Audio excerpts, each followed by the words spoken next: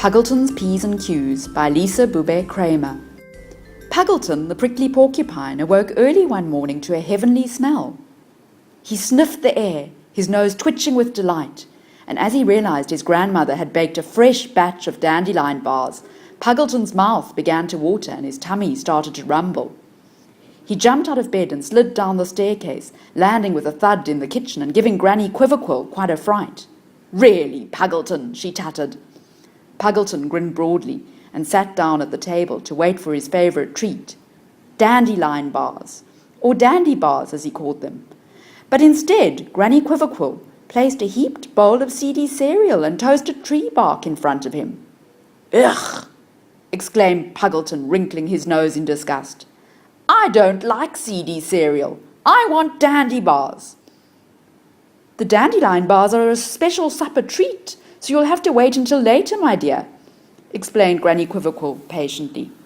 "I don't care," shouted Puggleton, his lower lip jutting out. "I want dandy bars now." Without waiting for an answer, Puggleton scrambled off his chair and snatched a dandelion bar from the cooling rack. But just as he was about to bite through its golden crunchy surface into the gooey honey centre, Granny Quiverquill whipped the bar swiftly out of his hands. "I said no, Puggleton." She led him back to the table and sat him down in front of his cereal. Crouching down to his level, she warned, "If you want any dandelion bars for supper, you will have to learn to mind your P's and Q's." Granny Quiverquill put the tray of dandelion bars on the highest shelf and, without another word, bustled off for a leisurely day of foraging in the woods.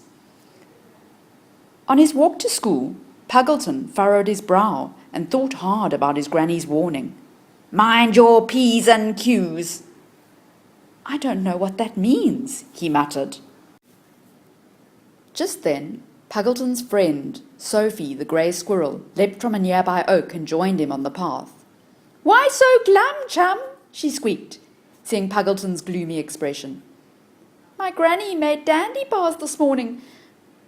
But before Puggleton could finish, Sophie rudely interrupted. "Ooh, yummy! Dandy bars? Can I have one? Just one? Can I? Please, Puggleton." "I don't have any. Now will you just listen?" Puggleton snapped grumpily. Next, he described his granny's cryptic warning. "She told me to mind my P's and Q's. But whatever does that mean?" Sophie listened carefully. "Don't worry, Puggleton. I'm sure we can work this out."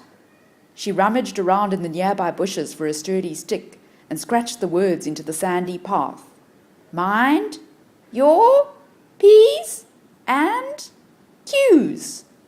Sophie's head tilted, her eyes narrowed, and her nose twitched as she concentrated on the words. "Well, P's and Q's are letters of the alphabet, right?" Sophie murmured. Puggleton nodded. "And minding means keeping something in your mind." "So," Sophie ended proudly, "minding your P's and Q's must just mean remembering all the words you learnt that start with those letters of the alphabet." Puggleton danced about on the path excitedly. "That makes sense. My granny always helps me with my spelling homework, so she must want me to work on my P's and Q's today. You're so clever, Sophie. Thank you." Just then the school bell jangled noisily, and the two friends scampered down the path through the shiny red gates of Acorn Primary. As soon as Puggleton reached his desk, he whipped out his notebook and turned to a clean page. At the top, he wrote, "Minding my P's and Q's," and he underlined it neatly. Throughout the day, Puggleton listened to his teachers carefully and wrote all the P and Q words he heard in his notebook. After school, he ran home, excited to share his list with his granny, and, of course, claim his dandy bar reward. Puggleton burst through the little cottage door and found Granny Quiverquill poring over her recipe book in the kitchen. She looked up as he clattered in, dropping his school bag on the polished wood floor. "Hello, Puggleton," Granny Quiverquill beamed. "How was your day at school?" Puggleton opened his notebook and searched through the list of words for a good answer. "My day was perfectly productive but ended quite quickly, he explained, sounding out the difficult words. Puggleton made sure to say each P and Q word so it sounded a little louder than the rest. Granny Quiverquill stared at Puggleton in surprise, not understanding why he was shouting words at her. Puggleton continued. In art, we used purple and pink paint. In history, we learnt about the pharaohs and queens of Egypt and their pyramids. And in biology, we studied porcupine quills. Oh, and here, Puggleton produced a flower from behind his back. I picked you a poppy from the forest. Finished with his list, Puggleton demanded, Now give me a dandy bar.